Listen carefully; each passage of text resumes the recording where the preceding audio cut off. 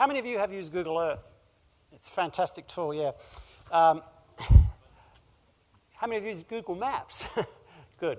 I like to say, and I know this is perhaps becoming a cliche, but there's surprising how many people I meet who don't realize that Google Maps was just developed around the corner here in Sydney. This is a global product.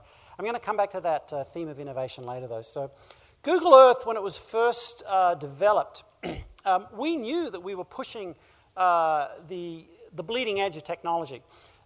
We knew that it was basically going to be a bandwidth hog.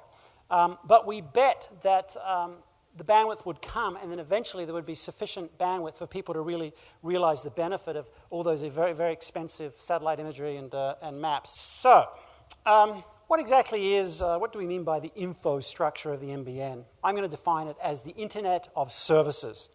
We believe there's potential for a massive range of new services, both for businesses and individuals alike, across a wide variety of areas, just to name a few: education, health, business, communications, transportation, entertainment, of course. But as I mentioned in my introductory remarks, there are some challenges, and this is where I get to ask lots and lots of questions and hopefully start the debate. So what are these issues, the issues that Australia has to address to gain this type of advantage from the NBN? First and foremost, open access. Second, open data.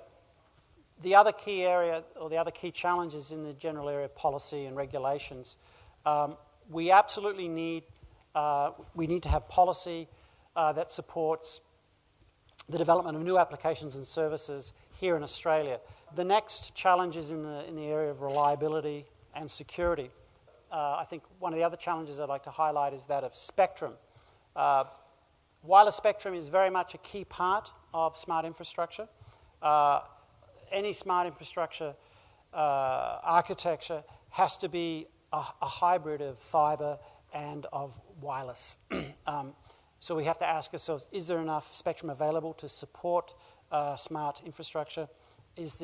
Have we got the regulatory framework right to support the rapid growth of new devices, many of which will be wireless devices? Last but not least, there's the question of how you manage all this data, and there will be lots and lots of data. Where will the data be held? There are clearly issues around sovereign data access and jurisdictions, who has access to the data.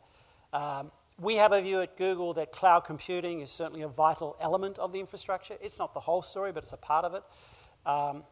Do we have an enabling policy environment that supports that type of data management?